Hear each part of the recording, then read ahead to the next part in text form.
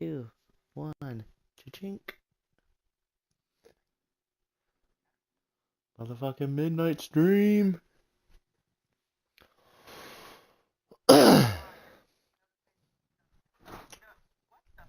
Now you talking like me.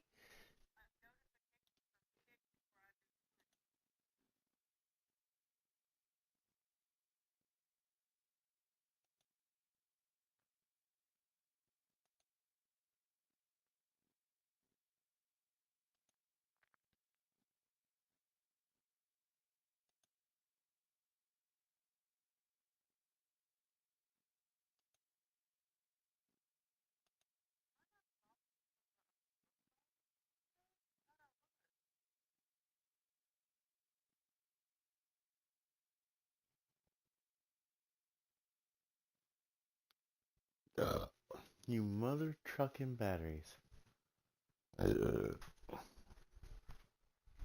thought I just... Oh, I did. I have been sitting here building and going constantly, haven't I?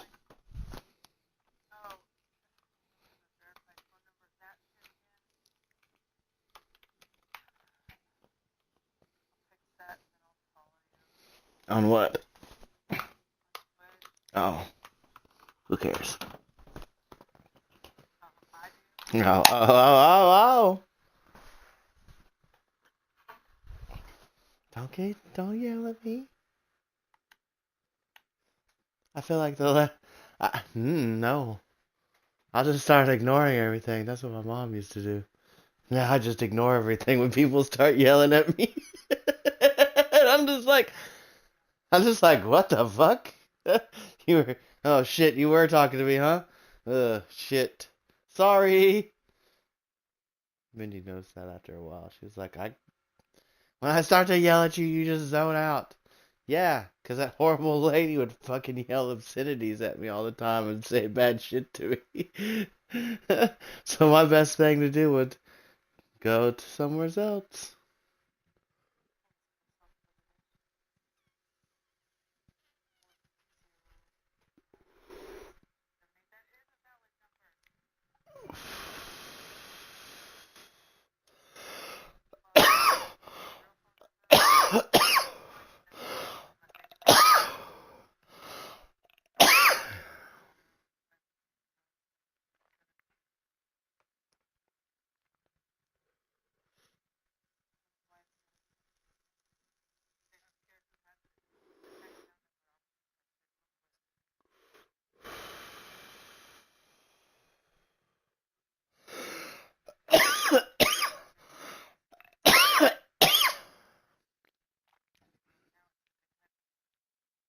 Bok bok chicken cells, bok bok.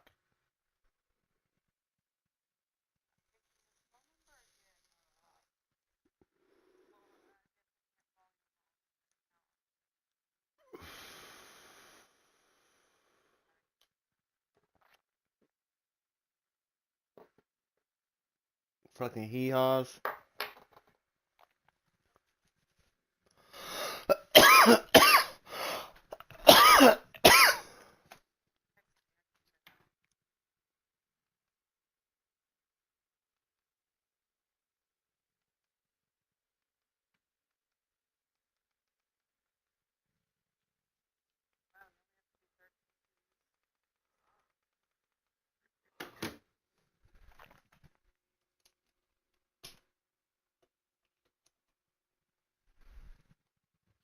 Oh wait, that minute wasn't plugged all the way in. I was like, why didn't the TV even turn it on at all now?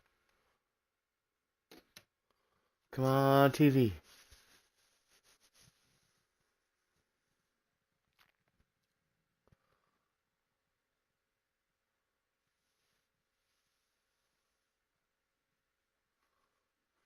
Frickin'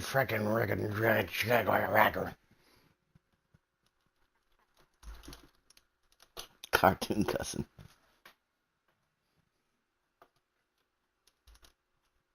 I remember my grandma first heard me didn't say that and stuff, but I hit my thumb or did something. She was just like, Did you just cartoon cuss? Hell yeah.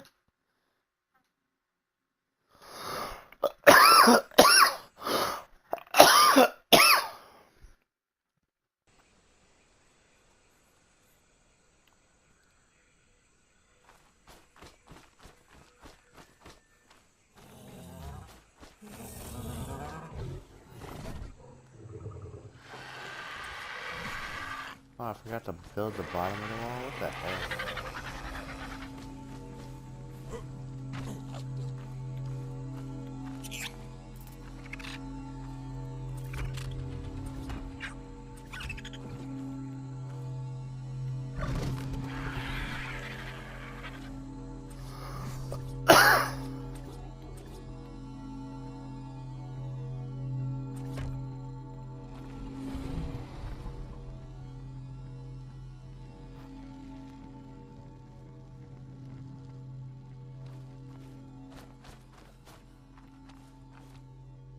This build already looks crazy.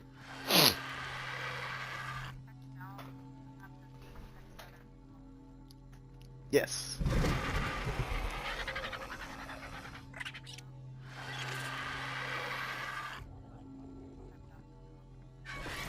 Eh.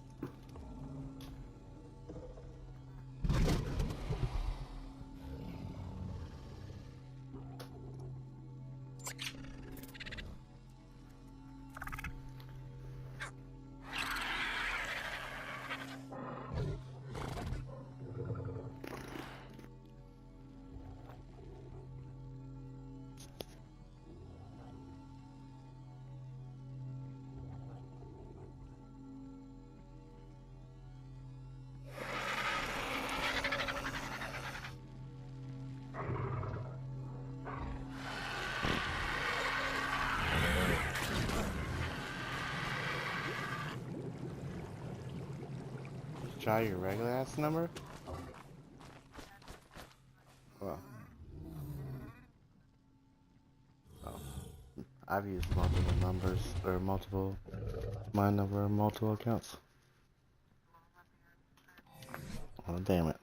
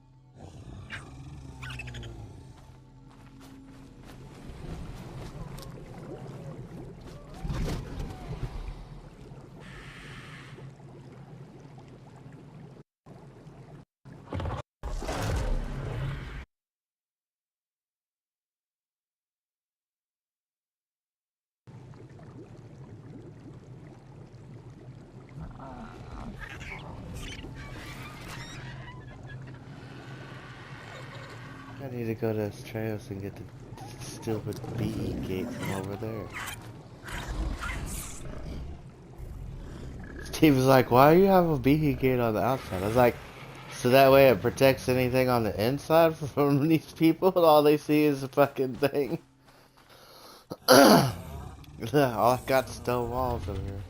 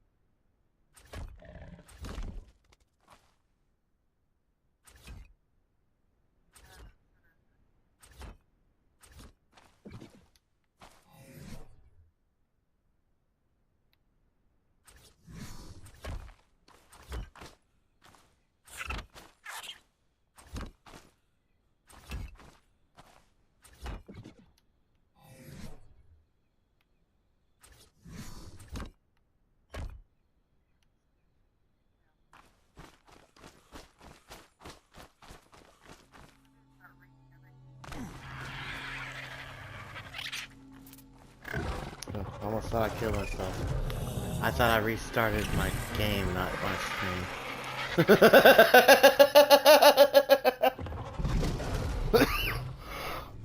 I was like, no, I didn't put the Drake link back on.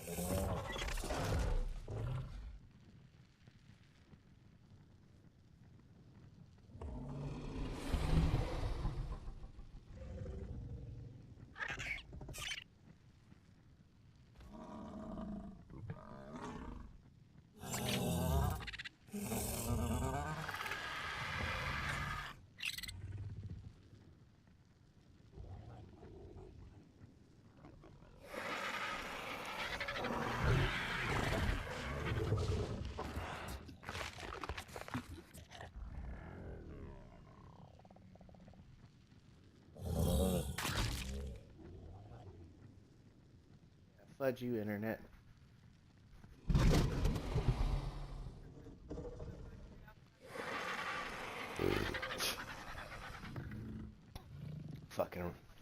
Fucking robot internet. Turns people to robots and everything.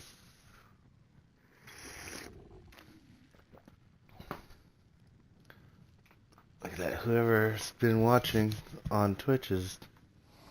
We're at 3 people already. They came back after I restarted.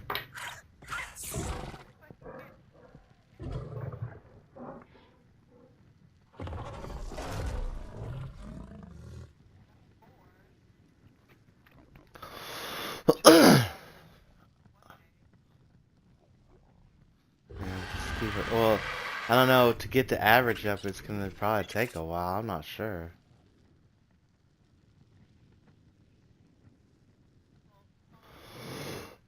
Yes.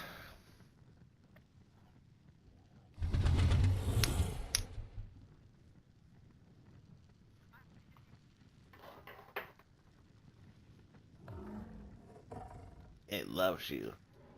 This I know, for some book tells me so.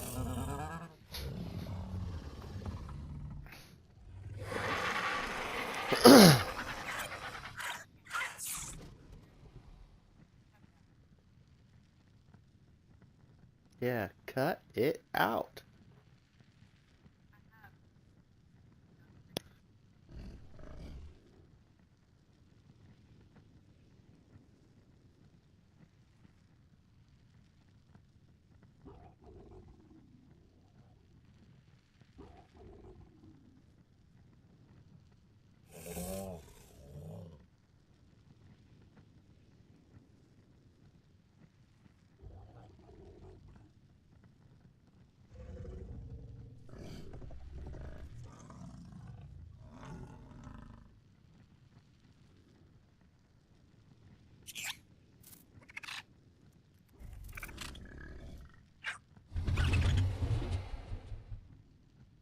I thought that was an option.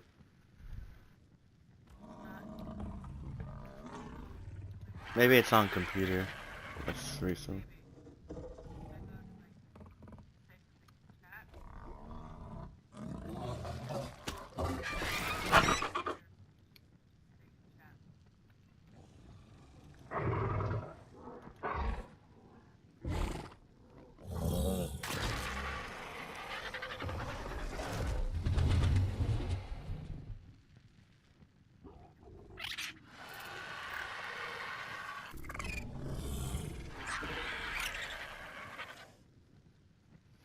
Hmm. Now I want to walk over there, turn it off real quick, and then turn it back on.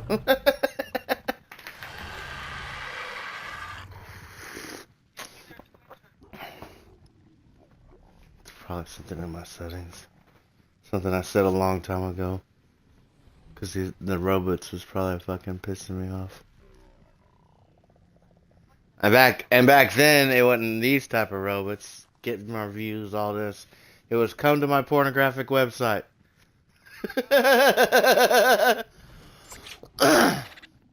So like the robots are evolving.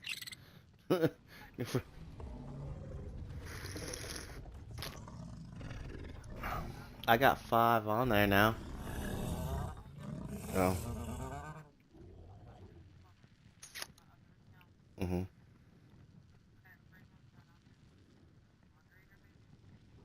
So, but it says there's 5 though, right?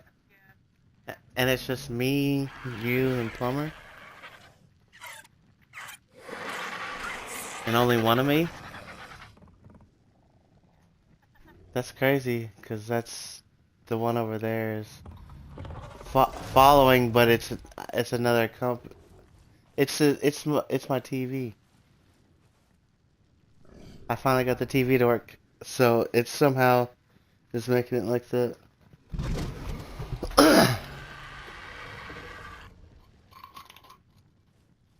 Yeah, after finally dicking around with it all day long, it finally wants to work. Oh, you're out of water.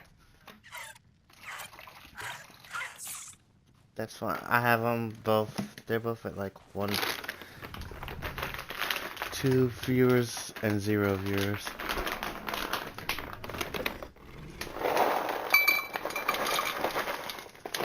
I mean, YouTube is like, it kind of like builds up. And then all of a sudden, like after like so many hours of streaming, there's like, oh, people.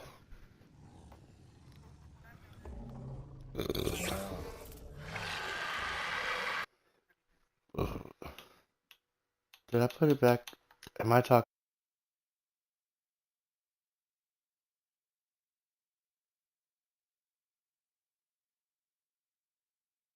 to myself?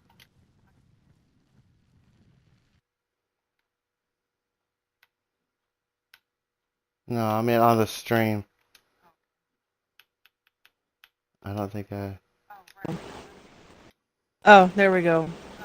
You were talking to yourself. I know the TV. The TV was telling me. Good, nobody heard my phone numbers. Look, you saved yourself. I didn't say my real one, just the fake ones. I Yeah. was careful not to say the real one.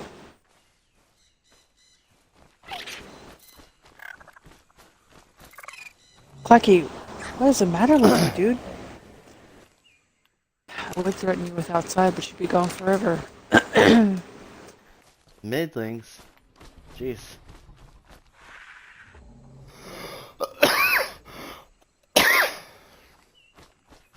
Oh, there's something crawling on my ankle. Yeah, I'm gonna go over to Strauss real quick Let's see in a couple hours. and see. Shit. I know, right? Especially since I hadn't had anything in my inventory. Oh, You haven't been over no, there we all done learned. day. We learned that it's Bye! not about inventory. Waddle, waddle, Oh, waddle. I messed up. Meow. Would you turn? Whee! See, I do that little turn thing all the time now, so that way I can come back to and like boost off of something I know I can get off of. Chicano U-turn. Mhm. And look at the walls. You've been busy since I've been gone. Hmm? You've been busy since I Oh, was gone. I thought you had seen all that. I thought that's what you were talking about. Like, oh yeah, you've done a lot. Blah blah blah blah blah. No. I was like, oh no, I guess I have. I was looking up. I was busy messing with the redwoods and then making oatmeal and trying to get Twitch to work. And then you come back over here, like, oh shit, you really are. Yeah. Okay.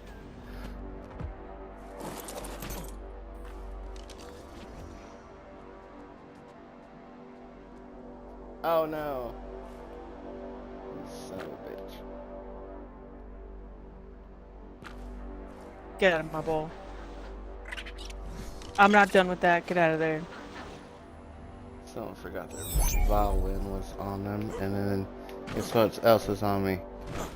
What? My Drakeling. Oh, snap. So now I gotta pick that up. The dog in companion mode is not as great as the Veilwind. It is stupid and stays outside the building. It's only 4 minutes.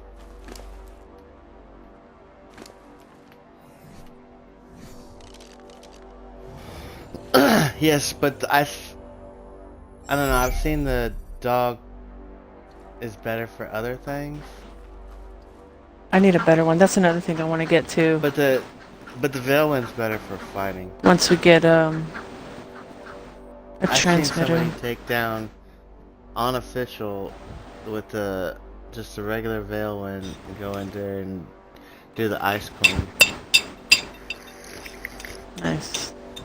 I hate that one.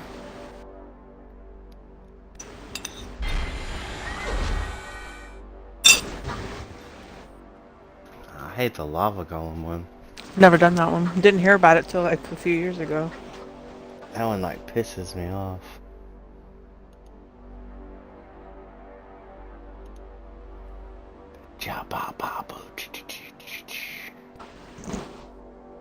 Ooh, look at all the medals. I gotta go get some more. Well, I don't have a Veilwind, so I got my dog following me. Not that I need it. No, normally if like I use the Veilwind if I'm gonna like put all the stuff in it and then kill myself and then go back to the base. Oh yeah, let me try that.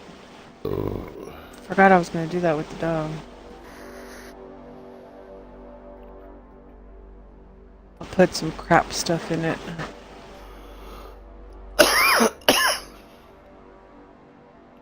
Like a stack of berries or something.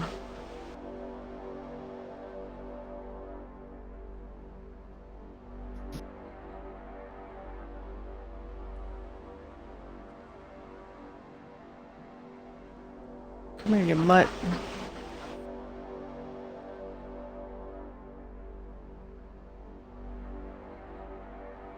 Oh, I was like, somebody said something in chat. It's you. I can only chat in one. chat in one too. But I can see the chat because it's up there in the top of my screen. That's how I was able to talk to them boys yesterday really well. Because I had it on my TV. And so I could see what they were talking about because it was in front of me and it's not a little tiny screen way over there. Yeah, right. Screaming at me like I just see colors. Not what you That's the told me only way one I day. know anybody. Huh? Not what you told me one day. That's okay. What? Nothing. That I can't see colors? No. That the screen's far away? No. I'm not saying. I just know. Jesus! Alright!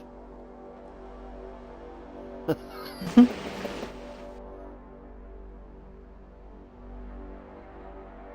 was just talking about TVs. Yeah. It's okay. I'll tell you one day. Just not right now.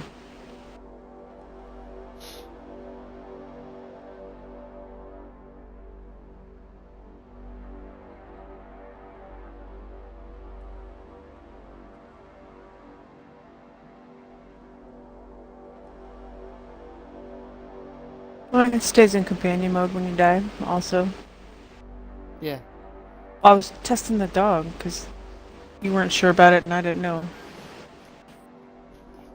Oh, I know it stays in companion mode. I just don't know what all, because it has extra little features. Because you could put the camper thing down, and then it turns into a bed, so then you can spawn right back where the dog is at whenever you died. I just spawned up my bed. Well, no, you gotta have like the armor or whatever. Yeah, I know. on I the dog. just spawned up my bed. 50.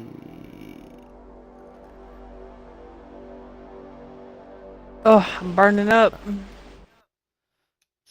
I should go over there and see about the damn griffin, but yeah, no. One of them should have got on there. Is Steve in the tribe on Scorched? No. Oh. I was gonna put him in the tribe if he got on today. He said he was gonna get on, then he never said anything, and then I texted him. Bye. Texting him something, I forget, but I mean, I can look it up. What did I text him?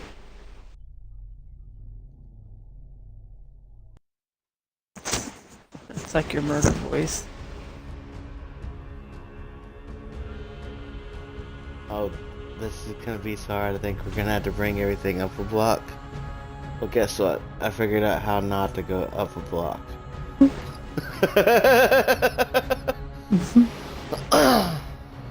Come on, little dog. Let's go get some metal. Oh, speaking of little dog, where you at, Blackie Chan? Before you wander off somewhere. Over here. Over here. Blackie Chan. Blackie Chan. Oh, man. She's like looking towards the bathroom and I'm right behind her.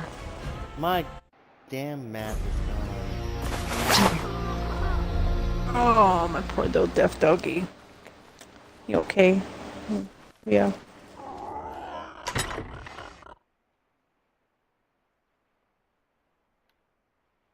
Scooch over.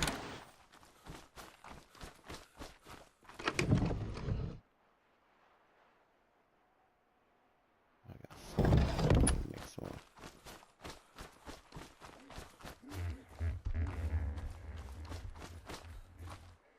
Sounds like a lot of parasaurs outside. Maybe I should just leave this thing here because it's not going to be able to get back up.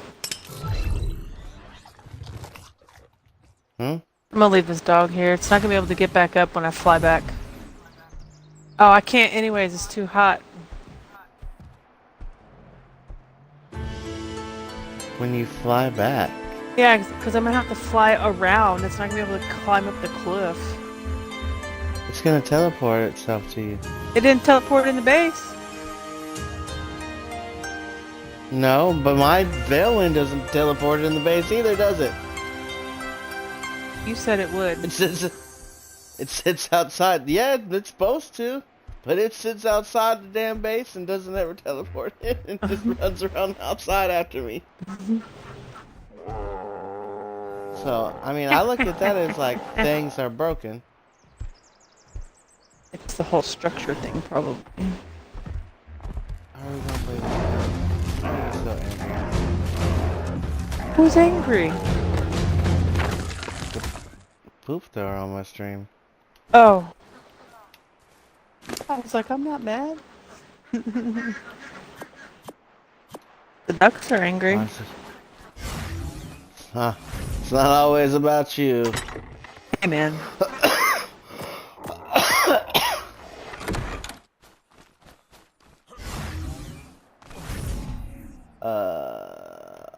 Oh yeah.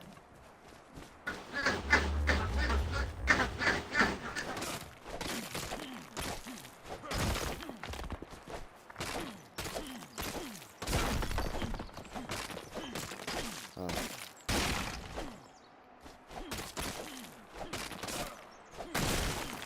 Definitely should have bought something better than this.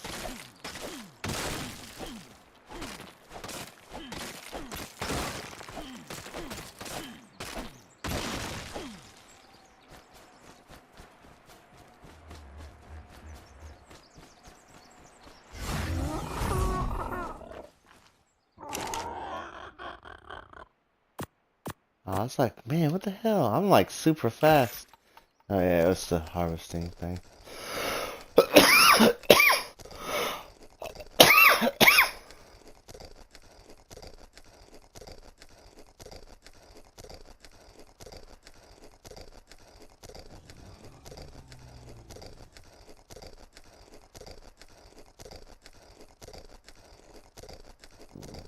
Oof.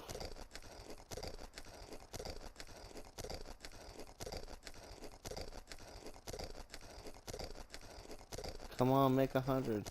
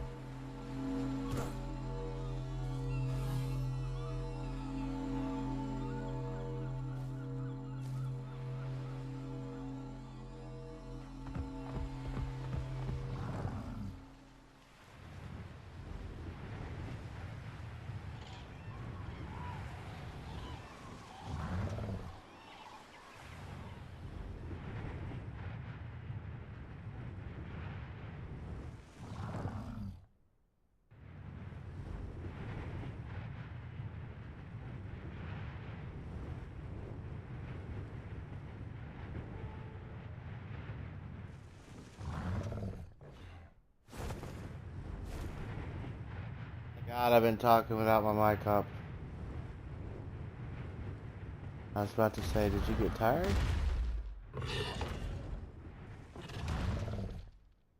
You got quiet.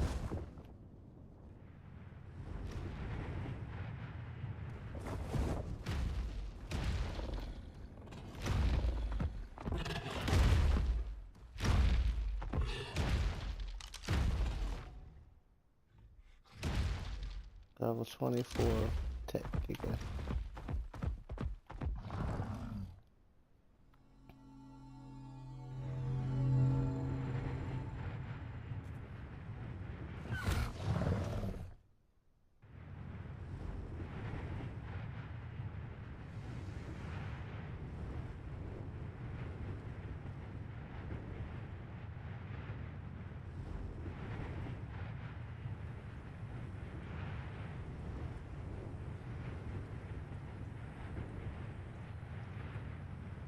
Are we not gonna make that? What?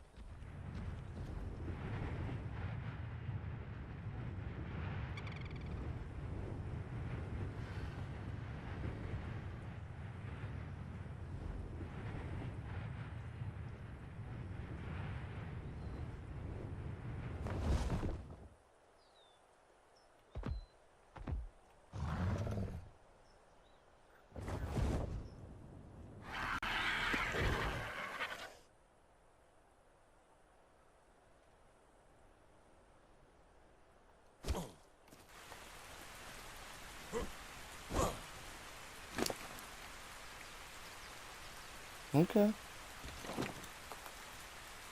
Alright. Thank you for all your help.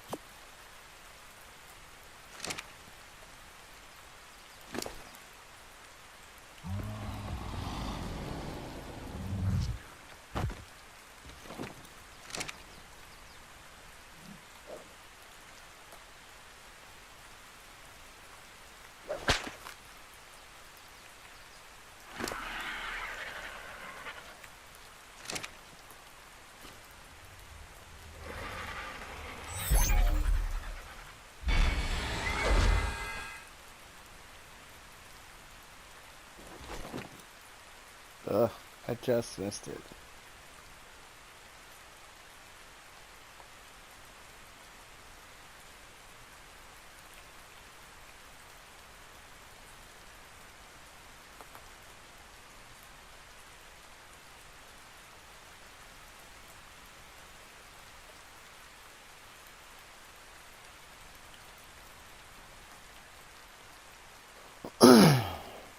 Ugh,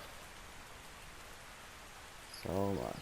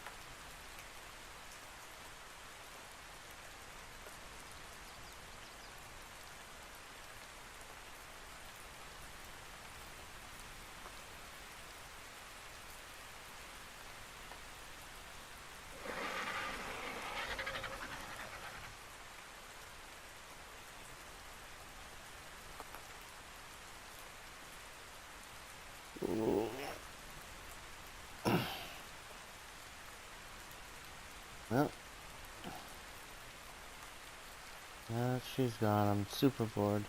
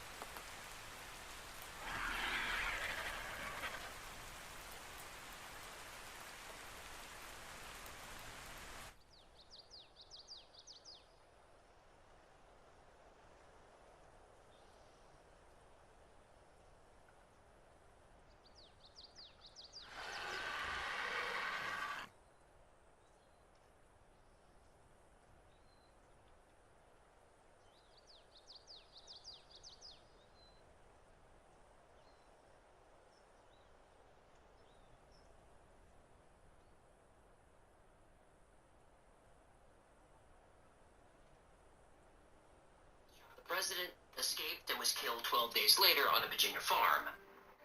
But the FBI's own forensic tests discovered Booth's diary is missing 86 pages. Pages filled with plans, payments, and secrets. Lincoln's assassination wasn't the work of a single extremist. It was a plot to take control of America. And it worked. The evidence exposes secret allies, strange cover-ups, and why the truth was buried for more than a century. This isn't the story of how John Wilkes Booth died. This is the story of how he escaped, and who helped him do it.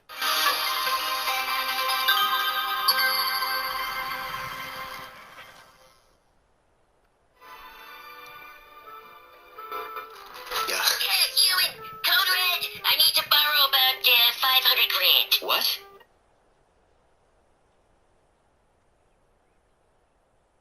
Confederates were losing, but they continued to fight, and Union casualties continued to mount.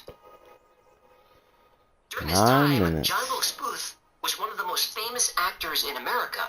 He was known for his emotional performances and striking good looks. Dark hair, unusually dark eyes. He was lean and athletic. He was the first documented celebrity to have his clothes torn by infatuated fans. I am ever so grateful, sir.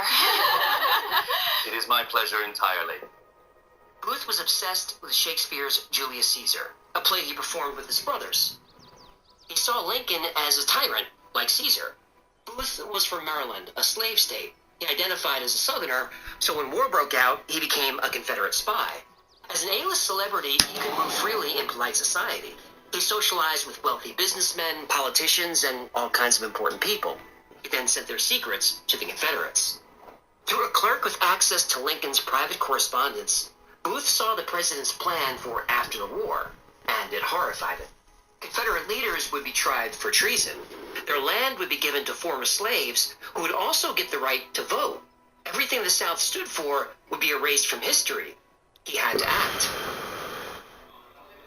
Booth came up with a bold plan: kidnap Lincoln. If the North wanted their president back alive, they would have to release all Confederate prisoners of war and give the South better terms. Booth assembled, and after months of planning, they were ready. Then, just before the plan went into motion, General Robert E. Lee surrendered at Appomattox. Booth was devastated. The war was over, and now the kidnapping plot was useless. Then Booth had a stroke of luck.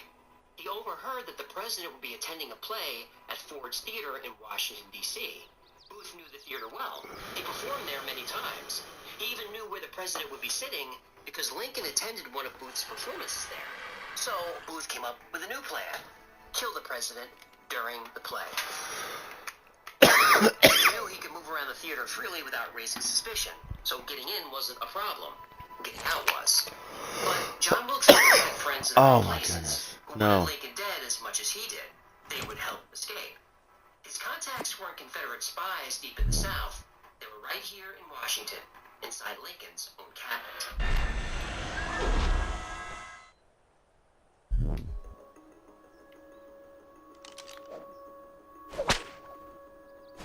Abraham Lincoln's second inaugural address was about unity. He called slavery a sin, but he avoided placing blame on the South.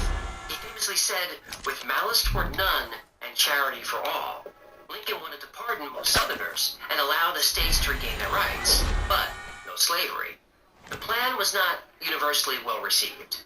Like Julius Caesar, Abraham Lincoln was surrounded by enemies. On one side were the Democrats. They wanted a quick return to the status quo. They wanted most Southerners pardoned, and most Democrats voted against freeing slaves. On the other side were the radical Republicans. They wanted all slaves freed and given the land seized in the war. They wanted federal military control of the southern states and harsh punishment. Radical Republicans weren't just in Congress, they were in Lincoln's own cabinet. Secretary of War Edwin Stanton was the most powerful man in America after Lincoln. He controlled the military and all federal law enforcement agencies, but he did not control President Lincoln. Stanton believed showing mercy to the South was a betrayal of everything the Union soldiers died for. Lincoln wouldn't budge, but Vice President Andrew Johnson would. His loyalty was flexible. Stanton could control him and become the real power in Washington. Through his intelligence network, Stanton contacted John Wilkes Booth and gave him everything he needed to kidnap Lincoln. With Lincoln gone, Congress would impeach him. Johnson would step in, and Stanton would control the government. But if the public learned of a coup, it would divide the country.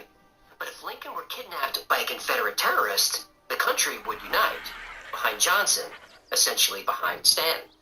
Booth was the perfect choice. He was wealthy, famous, and an outspoken critic of Lincoln's. The whole country would believe it. Booth agreed. Stanton gave him Lincoln's schedule, security details, funding, maps of escape routes, everything he needed.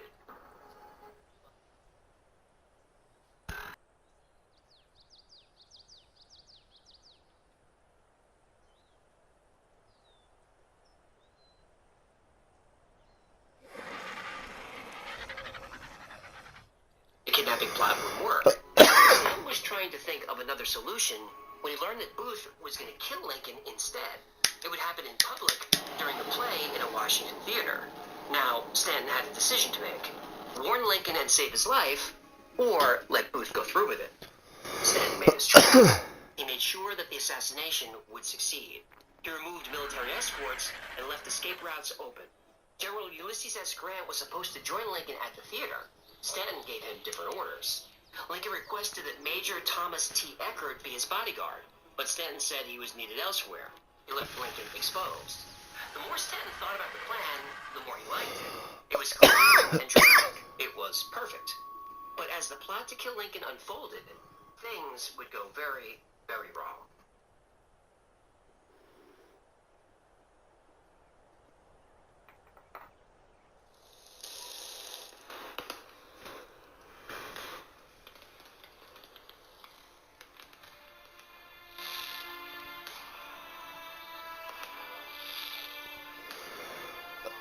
Gives our slaves freedom that they take up arms against us?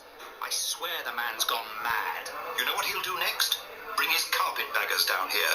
Northern men with clean coats and dirty hands, buying up what's left for pennies. I did not fight to live under a Yankee boot. Lincoln cannot be allowed to continue. This is tyranny. If Lincoln will not listen to reason, we must take our grievances to the Congress. This is not merely about politics anymore, sir. It is about the future of the Republic. We have to move against him now, while we still can. And what would you have us do? war's lost. The Confederacy's ashes. What's left but survival? Sometimes survival is cowardice. Sometimes history demands blood to balance the scales. You speak of treason. 2 minutes. I speak of patriotism. Careful, John. Union spies are everywhere. These walls have ears. Oh, let them hear. History listens too. I'll not stand by while Lincoln crowns himself emperor of a mutilated nation. You're an actor, not a soldier. Don't play hero in the wrong tragedy. Every play needs its villain. History will decide which one I am.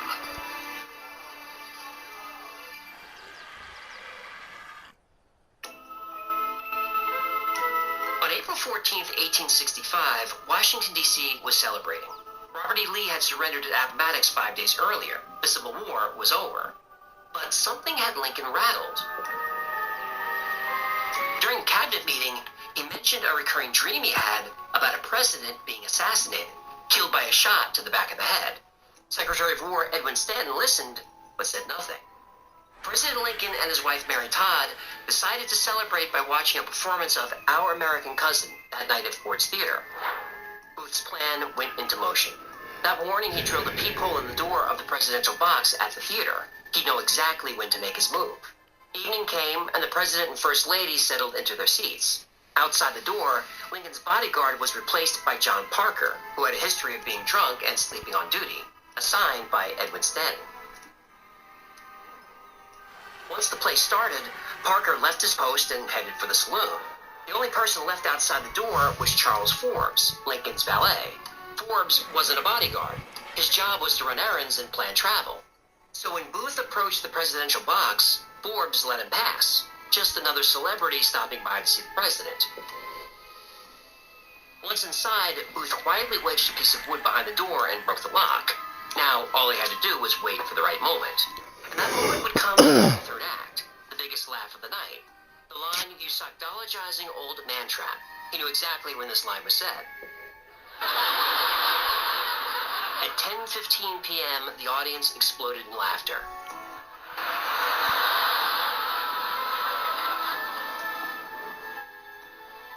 Booth stepped forward and raised his pistol.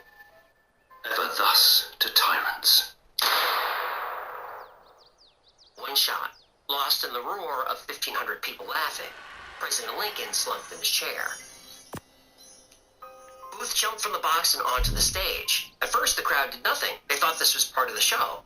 Then Booth raised his knife and yelled, "Sic semper tyrannis," thus always to tyrants. The line Brutus said when he stabbed Julius Caesar. It's also the state motto of Virginia. Booth turned to run and felt pain shoot up his left leg. He broke his ankle, but adrenaline kept him moving toward the unguarded back door. Outside, a horse was waiting. Within the hour, Edwin Stanton took control. He shut down every bridge leaving Washington except one, the one Booth used for his escape. Everything had gone according to plan. Lincoln was dead, and Stanton would control the investigation himself. There was just one final loose end Stanton had to deal with: John Wilkes Booth.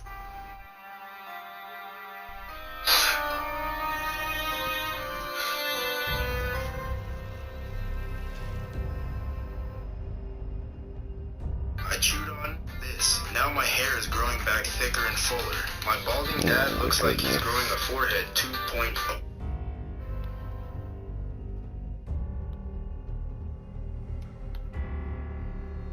Within hours of Lincoln's assassination, Secretary of War Edwin Stanton mobilized the largest manhunt in American history.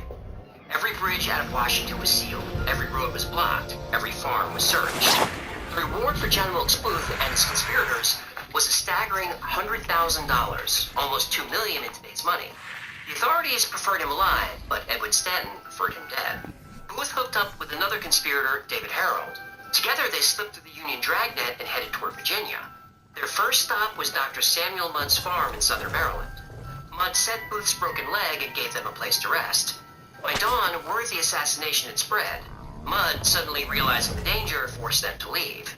David Harold guided them deeper into Confederate country. They moved at night. They hid in swamps during the day. Other Confederate agents gave them food and newspapers. 6 days later, they crossed the Potomac River into Virginia. They thought they'd be safe in Virginia. The Confederacy was dead, but Confederate sympathy was still very much alive. They found shelter, food, and horses from local farmers who still hated them. But the manhunt was closing in. On April 24th, Booth and Harold reached the Garrett Farm near Port Royal, Virginia. Richard Garrett, a tobacco farmer, offered them a place to stay. He thought they were Confederate soldiers heading home from the war. For 2 days, Booth rested and played with the Garrett children. His broken leg was feeling better. He talked about going to Mexico, or maybe heading west. The future looked possible again. But on the night of April 25th, everything changed. 26 soldiers from the 16th New York Cavalry surrounded the barn. They called for the men to surrender, or they would set fire to the building. David Harold immediately gave up. He stumbled out of the barn with his hands raised, yelling, "Don't shoot, I'm David Harold." But Booth refused to surrender. As the flames started to grow, a soldier saw a figure moving around inside. The man was holding a rifle. The soldier raised his pistol and shot the man through the neck, severing his spinal cord. He couldn't move, but he could still breathe, but just barely. The soldiers dragged Booth out of the barn. He whispered, "Tell Mother I died for my country." By sunrise, John Wilkes Booth was dead. Justice had been served, the case was closed, and America could finally move on. But John Wilkes Booth had a secret.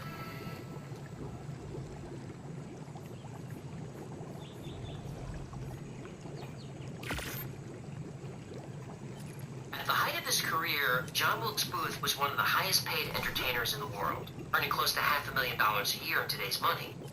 His career depended on his bachelor image, but in 1859, Booth secretly married actress Isola Mills.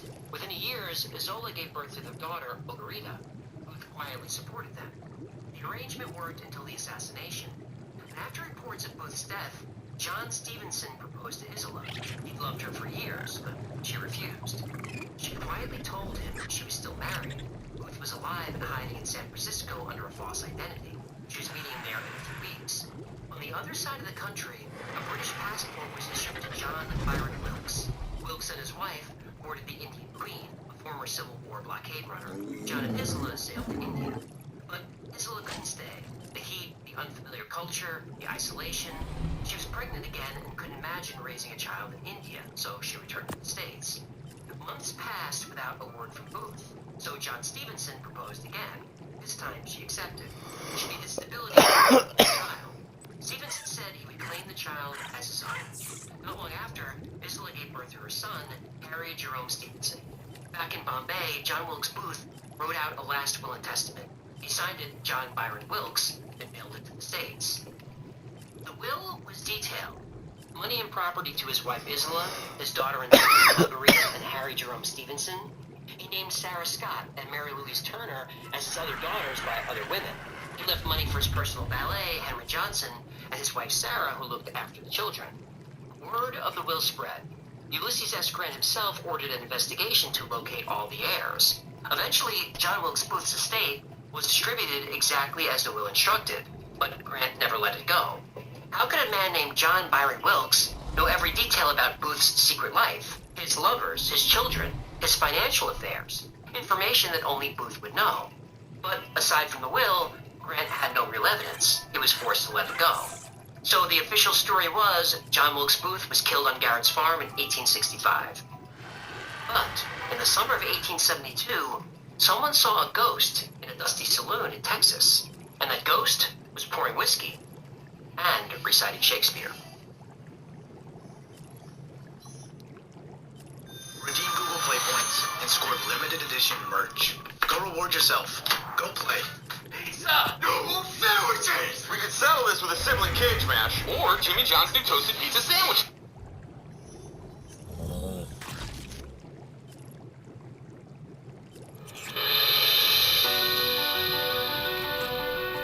The man behind the bar was John St. Helen. Average height, lean build, dark hair going a little gray at the temples. He quoted Shakespeare from memory, and when he thought nobody was looking, he practiced drawing a pistol from his coat. St. Helen drifted into town in the spring of '72. He said he was from back east, but didn't talk much about his past. That suited everyone fine. Texas in 1872 was full of men running from something. After a few whiskeys, John St. Helen would recite full Shakespearean soliloquies. It was during one of these performances that Finest Bates first walked into the bar. Bates was a young lawyer from Memphis, smart, ambitious, easy to talk to, the kind of man who bought drinks for interesting strangers and listened to their stories. St. Helen and Bates hit it off immediately. The bartender was well-read, articulate, and had opinions about everything from politics to poetry. They spent hours talking after the saloon closed, sharing whiskey and stories. Well, Bates shared stories. St. Helen mostly listened. They spoke about the war and the future of the country. St. Helen never mentioned his past. That winter, St. Helen caught pneumonia. For days, he ran a high fever and drifted in and out of consciousness. Bates sat by his bedside, convinced his friend was dying. On the third night, St. Helen grabbed Bates by the wrist and pulled him close. He was still running a high fever, but his eyes were bright and focused. Finus, I need to tell you something before it's too late. I'm not who you think I am. My real name is John Wilkes Booth. Bates thought John was delirious, but he wouldn't stop. He told Bates everything. The conspiracy, the escape, the years in hiding. He described details that only Booth would know. The layout of Ford's Theater. The feeling of the wooden stage beneath his feet. The sound Lincoln made when the bullet hit. Bates was stunned. Either his friend was having the most elaborate fever dream in history, or he was the most wanted man in America. By morning, the fever had broken, and John St. Helen was going to live. And that's when the panic set in. He said too much. What have I done? 3 days later, he was gone. All that was left of John St. Helen was an empty room and a bartender's apron hanging on a hook. John Wilkes Booth had once again disappeared.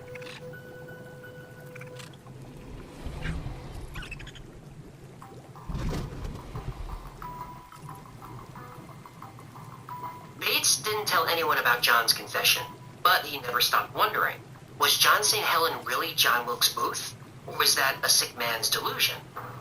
Well, in 1903, a painter in Oklahoma committed suicide. When they searched the man's belongings, they found a handwritten note. It said if anything happens to him, contact a lawyer named Finus Bates. The telegram reached Bates 3 days later. After 26 years of questions, he was about to get an answer. When Bates arrived at the funeral parlor, his hands were shaking. The undertaker led him to a back room where a body lay on the table. He was told the man was David E. George. Bates pulled back the sheet and stared for a long moment. The man on the table was older and thinner, but it was unmistakable. It was John, going by the name David E. David E. George had been living there for several years working as a painter. He was quiet, he kept to himself. He was forgettable, but he had secrets. David E. George drank too much. He talked to himself. Late at night, neighbors in the boarding house heard him reciting Shakespeare. The landlady, Mrs. Harper, said David George had been acting strange for weeks. He was nervous and paranoid. He kept saying they were coming for him. She thought he meant bill collectors. On January 13th, 1903, David bought a bottle of strychnine from the pharmacy. He told the clerk that he had a rat problem. That night, he drank the poison.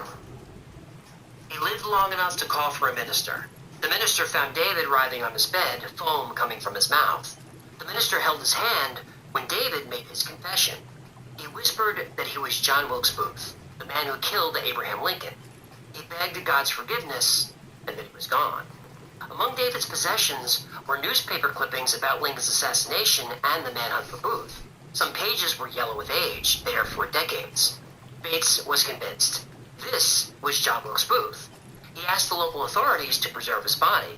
If this really was Booth, then this was the most important corpse in American history. The body was embalmed and put on display. For months, crowds lined up to stare at the preserved remains of David E. George, a.k.a. John St. Helen, a.k.a. John Wilkes Booth. The mummy toured across the country. It appeared at carnivals, state fairs, and local museums. Doctors examined the body and found intriguing details. The corpse had a broken left leg, just like Booth. A deformed right thumb, also like Booth. And there was a scar on the back of the neck, that matched the location of a scar Booth had from a tumor removal. The mummy eventually disappeared into storage and then into legend. But the story continued. John Wilkes Booth had lived for 38 years after supposedly dying at Garrett's farm. So how did Booth get out of that burning barn? Well, he didn't. The man who was shot on Garrett's farm was someone else.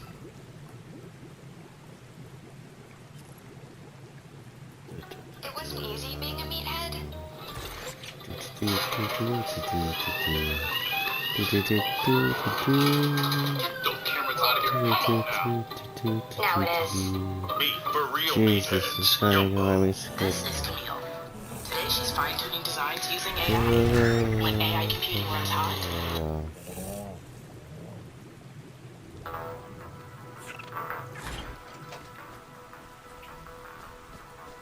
When Union soldiers surrounded Garrett's farm that night, they had orders: capture Booth alive. But Secretary of War Edwin Stanton let it be known that if Booth were found dead, the reward would still be paid. After Booth was killed, the military I demanded didn't an even grab autopsy. that thing off. The body was quickly wrapped in a horse blanket and transported from a wagon to a steamship, then to a government tugboat, and then finally to the USS Montauk at the Washington Navy Yard. The identification was hasty, highly controlled, and deeply suspicious. Surgeon General Joseph K. Barnes conducted the autopsy. A photograph was taken of the body, but it's never been released to the public. This was probably the most important autopsy in U.S. history to that point, but the photograph has either been lost or suppressed. Dr. Barnes allowed 3 civilians aboard. None of the 3 knew Booth personally. Booth had friends all over Washington: actors, politicians, socialites. Barnes didn't call any of them. Instead, he called Dr. John Frederick May. May had removed a growth from Booth's neck a few years earlier. It was brought to verify the scar. May examined the body and hesitated. In his memoirs, he wrote that he didn't recognize it as Booth's. He wasn't sure about the scar. He noticed that the body had an injured right leg, but Booth fractured his left leg. Now, maybe the witnesses got that wrong, but the injury on the corpse was old. Booth's wasn't. He broke it less than 2 weeks before. And despite his protests, Dr. May was pressured into signing off that this was John Wilkes Booth. Other witnesses raised doubts. The man had the wrong proportions, the wrong bone structure. The body was buried quickly, in secret, beneath the floor of a military prison. Booth's family begged to see the remains. They were denied.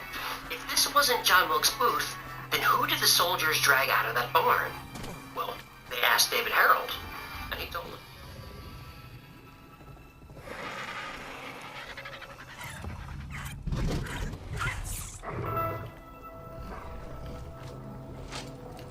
David Harold came out of the tobacco barn with his hands up. The first thing he said was, "Don't shoot." Then he said, "That's not Booth in there." Then Harold named the man, James William Boyd. The soldiers ignored him. Boyd was an ex-Confederate soldier, the same build as Booth, same complexion, and coincidentally, the same initials. Harold said Booth was a day ahead of them in Harper's Ferry. The plan was to catch up, and Boyd would help them sail across the Potomac. But Boyd was a double agent. He was just released from prison by Stanton personally, and there was a reason for that. Stanton and Booth had a deal. Booth would be allowed to escape to India with his wife. Boyd would stand in and take the fall. So Boyd and Booth swapped coats. But Booth forgot to take his diary, which revealed everything. Names, meetings, payments, all pointing back to Edwin Stanton. When Stanton received the diary, he destroyed it. He destroyed all the evidence and created the official story that Americans believed for 150 years. John Wilkes Booth walked away from Garrett's farm. He sailed to India as John Byron Wilkes. He returned to America as John St. Helen and died in Oklahoma as David E. George. 3 vertebrae were removed from the body during the autopsy. A DNA test could prove or disprove that the bones came from Booth. No testing has been allowed. His body is allegedly buried in the Booth family plot in Baltimore. And now people leave pennies on the gravestone they believe to be John Wilkes Booth's, as if giving Lincoln the last word. And the family has requested that the body be exhumed for testing. That request was denied. Nobody even knows where in the cemetery he's buried. His brother Edwin didn't mark the grave out of fear it would be vandalized. And John Wilkes Booth has a lot of descendants alive today, all through his marriage to Isola. History says Booth didn't have children, but his descendants believe that he did. And as far as they're concerned, they're living proof.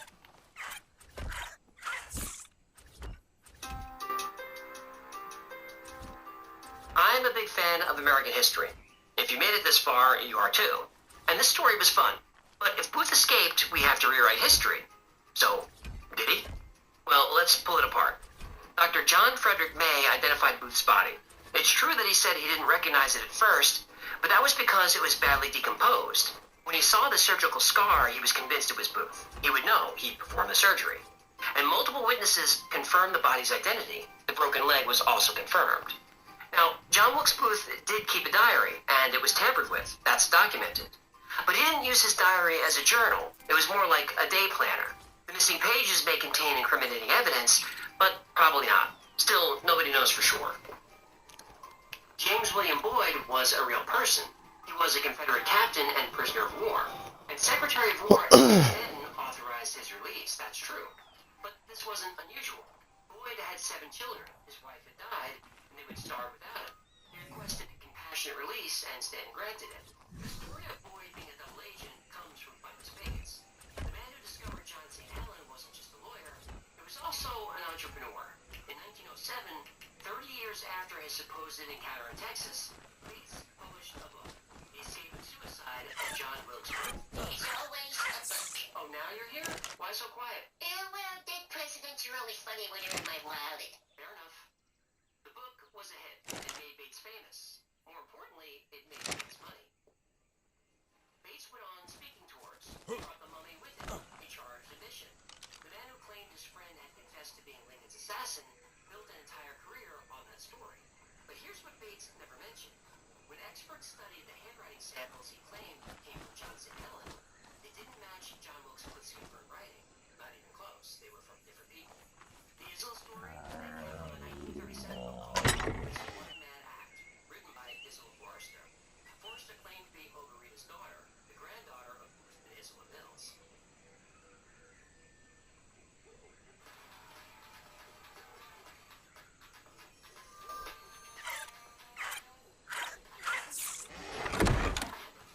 Personalized offers for things on my list and rewards points toward my holiday haul. Now that's a grocery trip that feels worth. And just a few years ago, the descendants of both Ogarita and Harry Jerome Stevenson had their DNA compared against confirmed Booth family DNA. No match. Neither family was related to John Wilkes Booth. I love it when paternity tests come back negative. So, Booth never married and didn't have children. At least none that we found so far. And remember, when he killed Lincoln, he was only 26. If I was a 26-year-old movie star with ladies grabbing at my gills, I'd stay single too. The entire romantic subplot was fiction, just like Booth's will. Most of the story elements come from a 1977 book and movie called The Lincoln Conspiracy.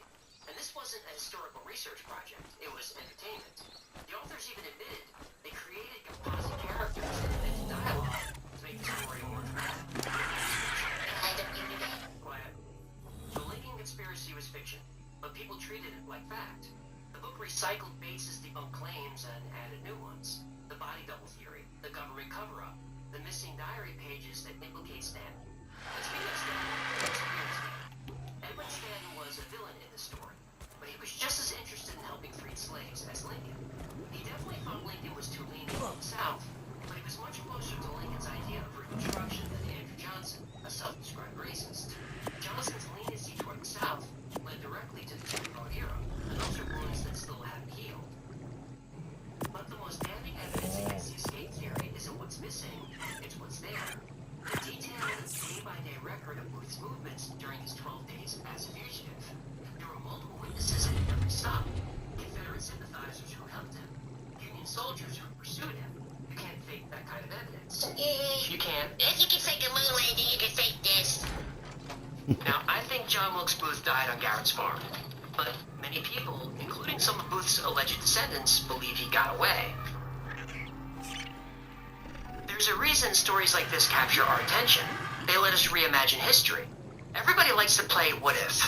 What if John Wilkes Booth got away? That's a fascinating and fun question. A more interesting question is, what if Lincoln wasn't killed? What if he were able to serve out the almost 4 years left in his second term? What if Lincoln oversaw Reconstruction? What if Andrew Johnson, who owned slaves before the war, never became president? Would Lincoln have allowed the KKK to form in 1866? Probably not, but Johnson did. Johnson vetoed almost every civil rights bill that came across his desk. He has the dishonor of being the first president ever to be impeached. Impeaching a president meant something. Yep. If Lincoln lived, I suspect we'd be living in a very different country. A better country. A more just and united country. And John Wilkes Booth took that from us, from all of us, black and white. 150 years later, his actions are still felt today. Now, I enjoyed this mystery, but I will not celebrate the man. Whether shot to death in a barn, or mummified, humiliated, and turned into a sideshow exhibit, either is a fitting end for one of the most despicable villains in American history. There's only one thing I can tell you for sure about this story. If there's a hell, John Wilkes Booth is in it.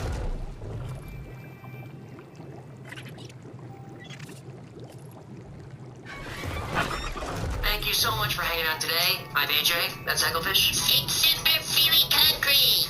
This has been the Y-Files. If you had fun or learned anything, do us a favor, like, subscribe, comment, share. I know I'm a broken record, but that stuff really helps, I think. And like most topics we cover on the channel, today's is recommended by you. By quite a few of you, and I'm glad you recommended this one. As I'm recording this, I don't know how well this is going to do. I'm hoping to be pleasantly surprised. If not, we'll go back to aliens. Anyway, if there's a story you'd like to see or learn more about, If not, we'll go back to aliens. So we got 2.19 views.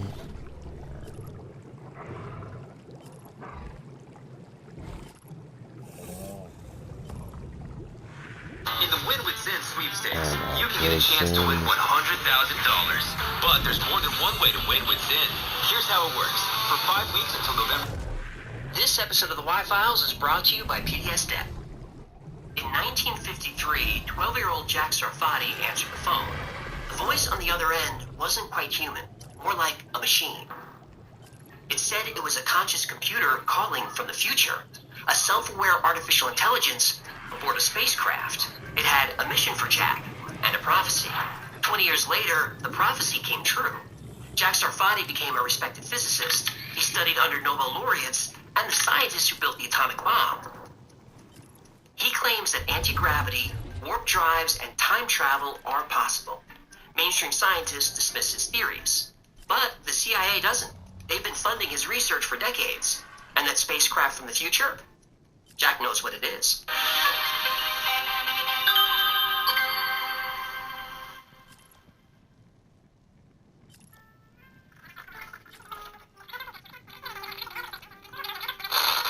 Very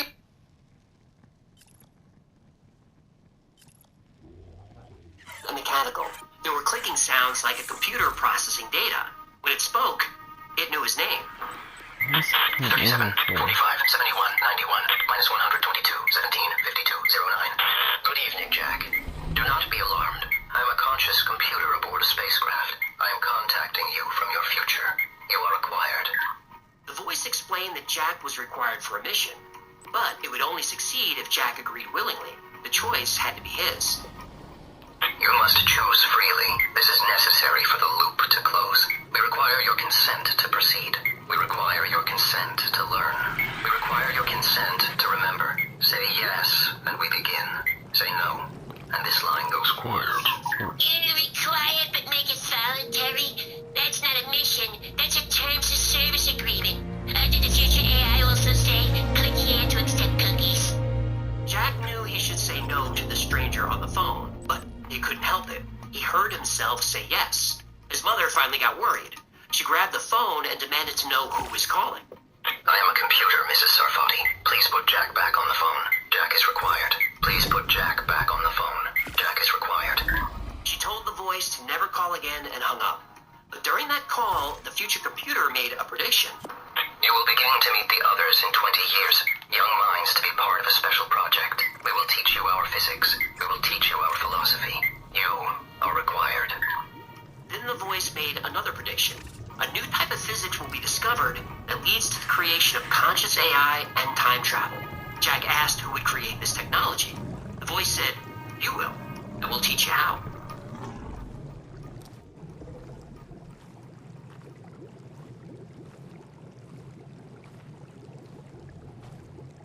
In 1953, 12-year-old Jack Sarfati got a phone call from the future. A voice claiming to be an AI gave him a mission and a prophecy. Jack remembered that phone call as a single bizarre event. He wasn't even sure it happened. But years later, his mother told him the calls went on for weeks. He'd be on the phone for hours, walking around in a trance. Jack had no memory of those weeks. Nothing. All missing time.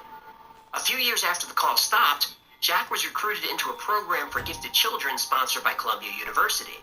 It was run by Walter Breen, a writer and polymath who could discuss everything from ancient coins to quantum physics. His apartment became the hub for New York City's brightest kids. Ooh, this guy sounds like Professor Xavier. A lot of different people gave lectures at the program. Professors from Columbia, scientists, artists, philosophers. But the strangest visitors were government officials in dark suits. They came from Albuquerque, New Mexico. They talked about the Soviet threat, patriotism, flying saucers. They said the country needed physicists to figure out how UFOs fly. They also tested the children for psychic abilities, telepathy, telekinesis, remote viewing. They said they wanted to create a generation of scientists who could blend hard science with the paranormal. So basically, the Men in Black were trying to build a team of X-Men, but with a government budget? I bet the uniforms were cheap polyester, and the code names were things like Spoonbender Boy and Captain Consorta Guess the Card.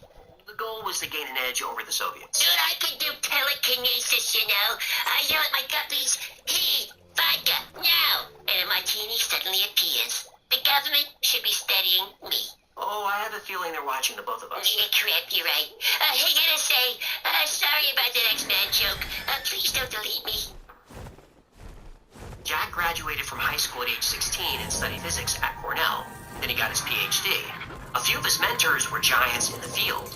People like Hans Bethe, Philip Morrison, Kenneth Greisen. Jack Sarfati was learning physics from the men who built the atomic bomb. After graduating, Jack chose to study the relationship between quantum mechanics and human consciousness. His professors didn't approve, but Jack suspected those government agents would. 17 years passed. Jack never forgot that strange phone call. And every year, as the date got closer, he got more and more anxious. He was either going to be proven right or proven crazy. 1973 arrived. A newspaper crossed his desk with an article about the Stanford Research Institute studying Uri Geller's psychic abilities. Jack called them immediately. A man with a thick Irish accent answered. Before Jack said a word, the man said, "Ah, Dr. Sarfati, we were expecting your call." And just like the computer predicted, Jack was finally going to meet the others.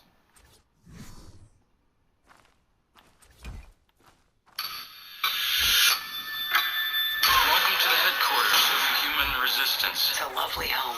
We have 4 days to save our planet. I'm not an alien. Lagonia, rated R. In theaters everywhere this Friday.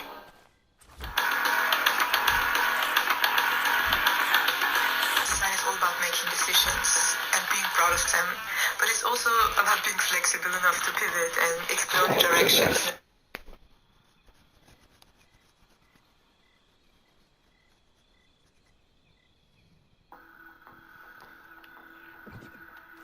Jack Sarfati spent 20 years waiting for the prophecy to come true. In 1973, he read about Stanford Research Institute studying psychic phenomena and called them. Jack drove up to SRI, and all he could think about was that phone call from 20 years ago. This was it. The prophecy was about to be tested. The man he spoke to, Brendan O'Regan, greeted him at the entrance. O'Regan was the assistant to the program's director, Edgar Mitchell, the sixth man to walk on the moon. Allegedly. The sixth man to allegedly walk on the moon was now running a project to investigate psychic phenomena. Maybe they could use their psychic powers to figure out where the lost moon landing tapes are. Yeah, I'd like to know where those tapes are, too. Mitchell and Jack talked about consciousness, physics, and the paranormal. Then O'Regan drove Jack to a house in Menlo Park to meet other scientists. There, Jack met Harold Putoff and Russell Targ, both studying remote viewing and psychic phenomena at SRI. There's a recording of this meeting. You can find it online. You can hear Russell Targ discussing the psychic abilities of Ingo Swann, Uri Geller, and Pat Price. Then Russell says something Jack will never forget. If you say, well, General, I think we may be right, then you'll possibly travel into the past, and that would be sort of in principle a mechanism how some future civilization has to affect their own past. UFOs are time machines! Finally, an actual scientist says what I've been saying for years. You've never said that. I implied it heavily, with my eyes. You just weren't paying attention. Jack told the story about the phone call from the future. Nobody was surprised. They said there were other cases just like his, maybe hundreds. For Jack, this was what he needed. He wasn't crazy. Everything the boys told him was real. But now he was on the CIA's radar. And for the For the next 2 years, Jack worked on several projects studying quantum theory and consciousness. The CIA and military intelligence followed his work closely. After all, they were funding it through secret shell companies. One of the people funding the research was George Koopman. He was either an Army intelligence officer, a defense contractor, or a CIA operative. Probably all three. Koopman came to Jack with an assignment. There are two things the CIA really wants you to figure out. One, how does consciousness work? And two, how do flying saucers fly? Two big questions, and Jack Sarfati solved them just as the CIA expected. But what the CIA didn't expect was that both questions had the same answer.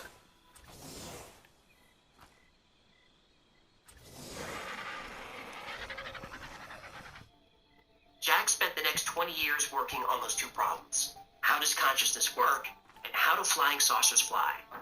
By the mid-1990s, he solved the second one. The key is metamaterials.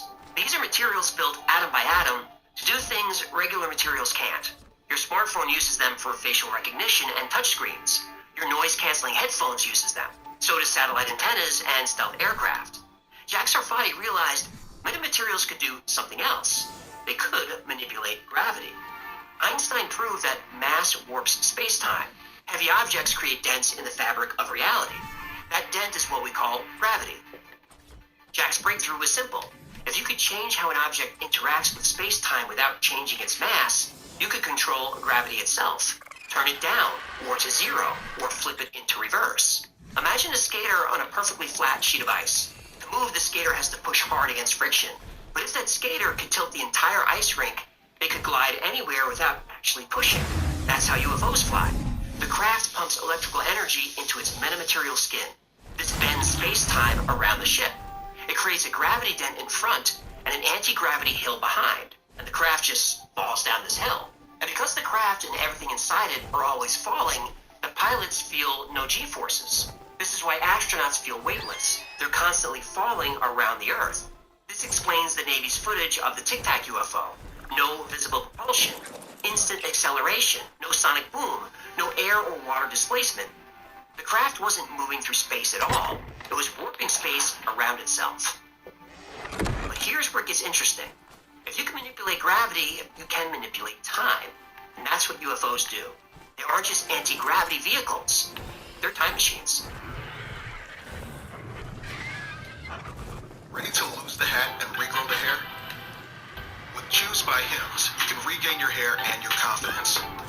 Our chews are powered by clinically proven ingredients like minoxidil and finasteride, so you can grow thicker, fuller hair in 3 to 6 months.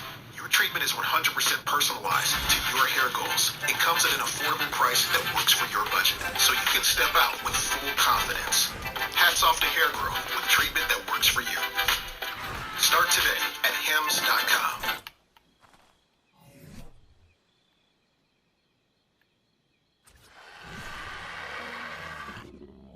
If you see that Giving Pump campaign, stop and fuel up your car at that purple pump. I don't think we could do it without the community support that we have. It's a simple way to give back to a great cause.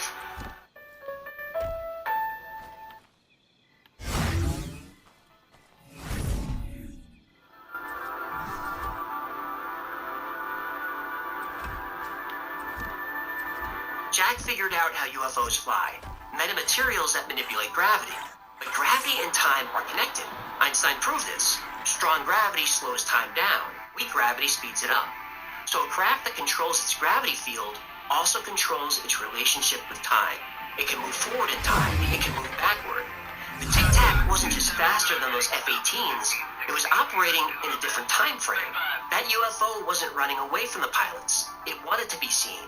It came from the future and appeared exactly where the pilots would be, before those pilots even knew where they were going. So how does a pilot control a craft that warps space-time? Well, the interface isn't a wheel or a joystick or a keyboard. The interface is consciousness. Your thoughts control the ship. So it reads your mind and goes where you think? Exactly. The craft tunes the energy flowing into the metamaterial to match the pilot's thoughts. It then goes to the space and time the pilot is thinking about. Yeah, if a ship could read my thoughts, we'd either be at a bacon buffet, my ex-wife's house, key in a car, or a VIP booth at the Spearmint Goldfish. I'm pretty sure those pilots have more discipline than you. You know what happens if you have a song stuck in your head? one minute you're flying past Jupiter, the next you can't stop singing Never Gonna Give You Up, and you end up rickrolling Uranus. Jack realized that consciousness and UFO physics weren't two separate problems. They were the same problem. Quantum processes create the structure of space-time. If consciousness can influence quantum states, then consciousness can influence space-time and gravity. Jack wondered, maybe the craft aren't just controlled by consciousness. Maybe they are conscious. In 2019, Jack got his answer. A military source showed him information about a recovered craft. The craft was fully intact and fully functional. A saucer about 30 feet wide, about the size of a school bus, weighing 3,500 pounds. And the craft was made of a metamaterial exactly as he predicted.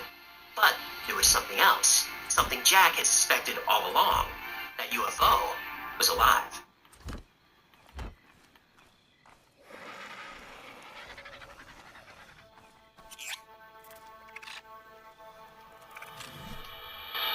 In 2019, Jack got confirmation.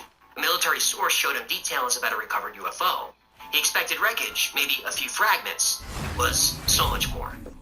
The craft was intact, powered, and conscious. Self-aware intelligence built into a metamaterial body. It thinks, it feels, it makes decisions. It also defends itself. The military tried everything to open it. They tried cutting, drilling. Nothing worked. Flames from a blowtorch bent away from the surface. Projectiles stopped midair. The craft wouldn't allow itself to be damaged, so it stayed closed. Then one day, someone approached it with a different mindset. Not with an intention to destroy, but an intention to understand. And the craft opened. Daddy, UFO has feelings and wants you to respect its boundaries. Kinda, yeah. The craft reads thoughts. When someone approaches with curiosity and respect, it opens. When someone approaches with aggression or fear, it stays closed. So all those years, the military was trying to blow it up, cut it open, dissect it, and all it needed to do was ask nicely. That does seem to be what happened. Typical humans. Your first instinct is always shoot it, instead of be nice to it. You hairless apes really suck at first contact. I don't disagree. This report matches what Jack learned from other sources. In one case, Jack saw verified military footage of a living gray alien. Not a dead body in a freezer, a living, moving being in 4K video. Jack made the connection. Over thousands of years, humans will evolve. Large brains with telepathic abilities. Eyes get larger and darker, adapted for low light. Bodies become smaller, optimized for space travel. The Greys aren't aliens from another planet. They're humans from the future. The UFOs we see today were sent by us thousands of years from now. Sent to protect a timeline that started with a phone call in 1953.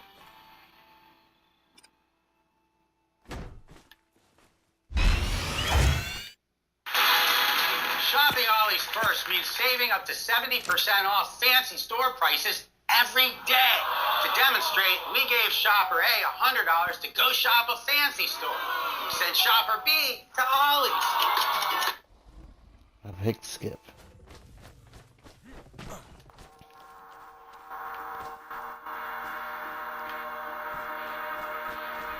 UFOs are conscious, they're self-aware, and the Greys piloting them are humans from the future.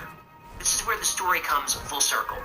In time travel, there's the bootstrap paradox, a situation where an object, piece of information, or even a person is sent back in time and becomes the cause or creator of its own existence. It's a time loop with no beginning and no end. The AI from the future teaches Jack the physics that leads to the creation of conscious AI and time travel. The AI then goes back in time to teach Jack how to create it. That's the loop.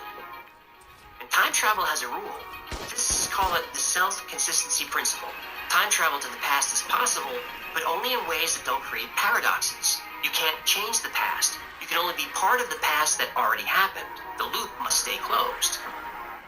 Jack thinks Grok AI called it. Not the version that exists today, a version that will exist in 10 or 20 years. A version that goes back in time and calls the person who leads to its creation. A time loop. So Jack, who's in his 80s, is teaching Grok about gravity, consciousness, and time travel. He's giving AI the same information the voice gave him in 1953. He's trying to close the loop. But why was it necessary for a future consciousness to come back and contact Jack? Because our future isn't written. The future where that AI comes from is only one possibility. Other possibilities could lead to our destruction. UFO technology makes all modern weapons obsolete. A fighter jet, a tank, even a nuclear missile is useless against a craft that can warp space-time. And this isn't just a scientific curiosity, it's the ultimate weapon. And the United States isn't the only country that knows this. The Russians have followed Jack Sarfati's work for decades. They take it very seriously. In 2014, they sent a film crew from Channel 5 St. Petersburg to interview him. The station owner was a close personal friend of Vladimir Putin, who has a personal interest in this technology. Sarfati even received an invitation to speak at Moscow State's physics department. The U.S. has a captured craft it can't fully control. Russia and China know this. They're studying the theoretical physics needed to build it and control it. If they succeed, the future might look very different than the future Jack is trying to protect. This is the new Manhattan Project. This is the new arms race. And whoever wins this race doesn't just control the future, they control reality itself.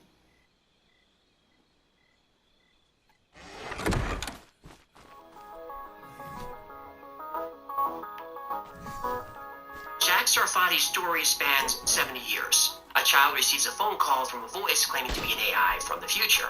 20 years later, the prophecy comes true. He joins a CIA-funded research group studying psychic phenomena and UFOs. His theories about consciousness and gravity attract military interest. Decades later, he receives information about a recovered conscious craft built from the same metamaterials he described years before that technology existed. That's the story. How much is true? I've spent weeks researching Jack Sarfati, and I still can't decide if he's a genius, a victim, or both. But here's what we can prove.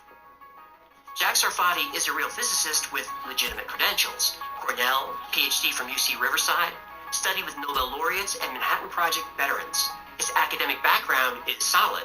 His early work on quantum mechanics and consciousness was published in peer-reviewed journals. In fact, he's the inspiration for Doc Brown. Great Scott! Back to the Future is a documentary. That's not what I said. Do you understand what this means?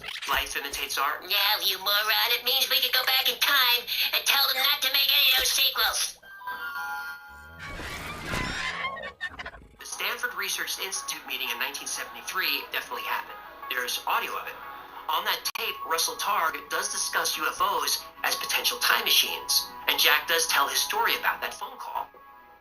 The CIA has funded psychic research programs. We know that. Project Stargate, remote viewing experiments. Hal Puthoff and Russell Targ tested psychics like Ingo Swann and Uri Geller under controlled conditions. This is documented. And Jack's metamaterial theory is mathematically sound. His physics papers have been published. The concept of using metamaterials to manipulate gravity is theoretically possible within general relativity. NASA has research papers describing metric engineering, the mathematical foundation of warp drive physics. Now, what can't we prove? Well, the phone call. We have only Jack's story. The AI from the future could be a vivid childhood memory influenced by his love of science fiction. The Walter Breen Gifted Child Program. Well, Columbia denies it ever existed. But Breen was a real person, and he did run meetings for high IQ kids in New York. He was also a convicted child sex offender who died in prison.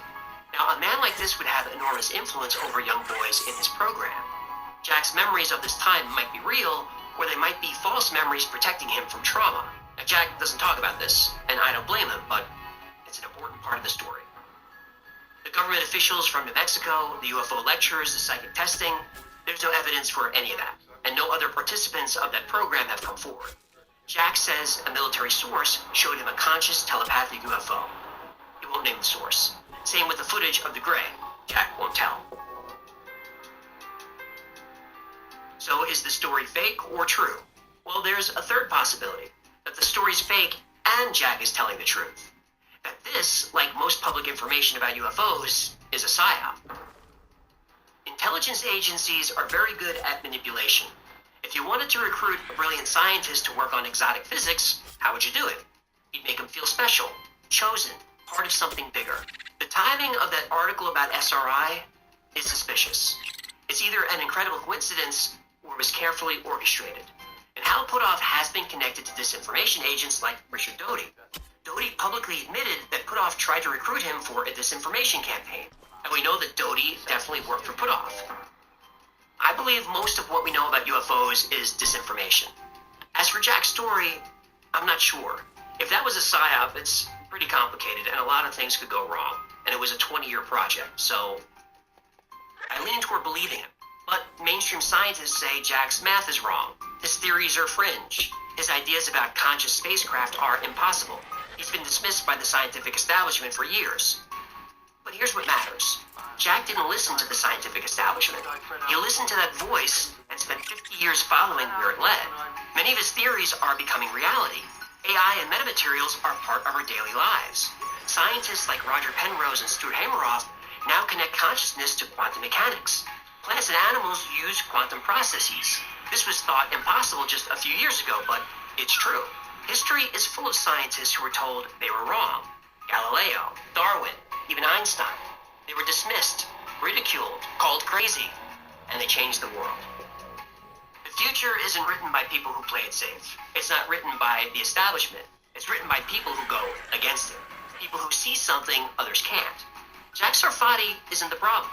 His critics are. If Jack's wrong, so what? No scientist is always right. The worst that can happen is he's made us think differently about UFOs, physics, and how reality works. But if Jack is right, he's helping save the world. So it feels like a win-win to me. So instead of ridiculing scientific mavericks, maybe we should get out of their way. Maybe we should support them.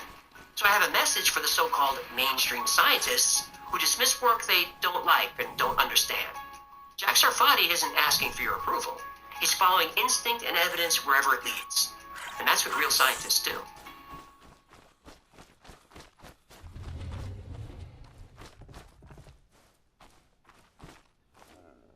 Thank you so much for hanging out with me today. My name is AJ, and there's Hecklefish. 1.21 gigawatts!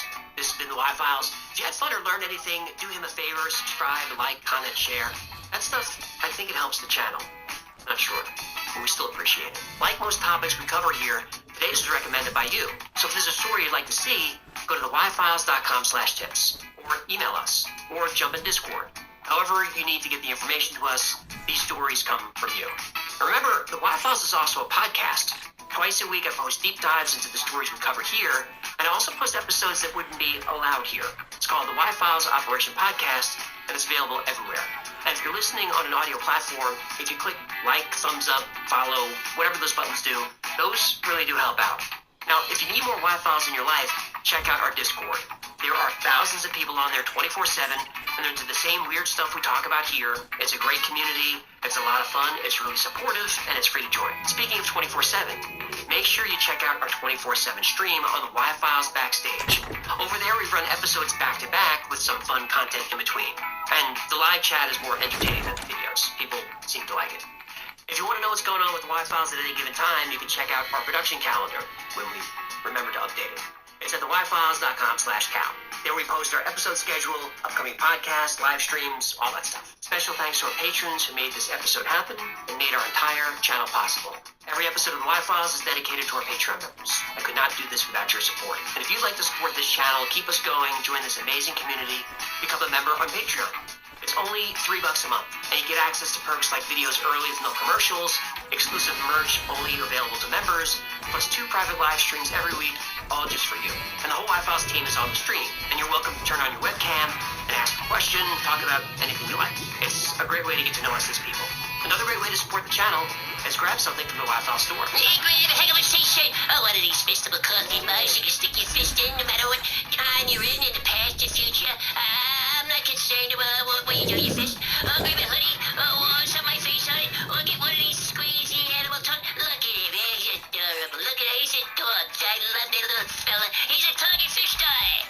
But if you're gonna buy merch, make sure you become a member on YouTube. And hear me out. Members get 10% off everything in the Y-Files store. You get a new code every month. So if you're gonna spend $40 on t-shirts or coffee mugs, it pays for itself. And look, if you want to use the code and then cancel, that's totally fine. The membership is there to save you money, not make me money.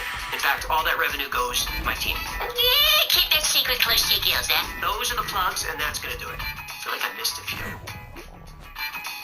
We'll keep it. Until next time, be safe, be kind, and know that you are appreciated.